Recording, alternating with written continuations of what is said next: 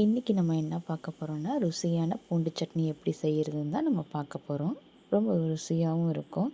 இட்லி, தோசைக்கு ரொம்ப சூப்பராகவும் இருக்கும். இது எப்படி செய்யலான்னு பார்க்கலாம். இந்த பட்டை மிளகாவை விதை எடுத்துக்கோங்க. ஒரு பேனில் எண்ணெய் ஊற்றி 2 ஸ்பூன் எண்ணெய் ஊற்றிக்கோங்க. பட்டை மிளகா வந்து நான் ஒரு 15 எடுத்திருக்கேன். காரத்துக்கேற்ப நீங்கள் இன்னும் கொஞ்சம் போட்டுக்கிட்டாலும் ஓகே. அப்புறம் உரித்து வச்சுருக்கிற பூண்டு ஒரு 200 கிராமு. இது கூட நம்ம சின்ன வெங்காயமும் நம்ம சேர்க்க போகிறோம். சின்ன வெங்காயம் ஒரு 10 இந்த மாதிரி உரிச்சது. இது எல்லாத்தையும் சேர்த்து இந்த மாதிரி நல்லா வதக்கிக்கோங்க. ரொம்ப வந்து ஹை ஃப்ளேமில் வைக்காமல் லோ ஃப்ளேமில் வச்சு இந்த மாதிரி வறுத்துக்கோங்க.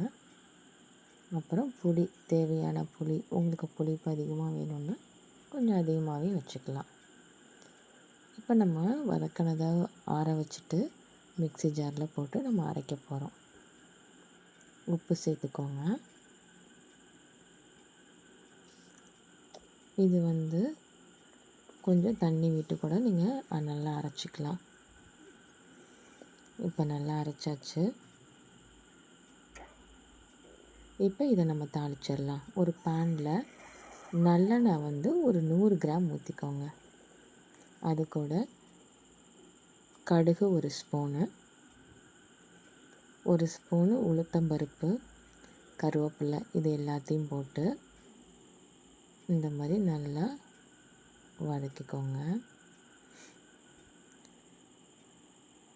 லோ ஃப்ளேமில் வச்சு இந்த மாதிரி பண்ணிக்கோங்க.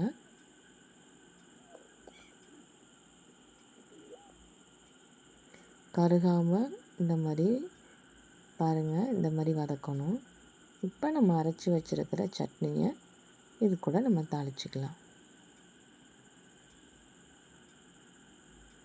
ரொம்ப டேஸ்ட்டாகவும் இருக்கும். பாருங்கள், பார்க்கவே ரொம்ப சூப்பராக இருக்குது. இப்போ இந்த அரைச்சி வச்சுருக்கிற சட்னியை இது கூட சேர்த்து இந்த மாதிரி நல்லா வதக்கிக்கணும். லோ ஃப்ளேமில் வச்சுக்கோங்க, ஹை ஃப்ளேமில் வைக்கக்கூடாது. இப்போ சட்னி ரெடி ஆயிடுச்சு.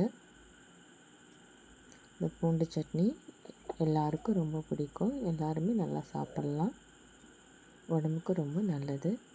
இட்லி, தோசைக்கு ரொம்ப நல்லாவும் இருக்கும்.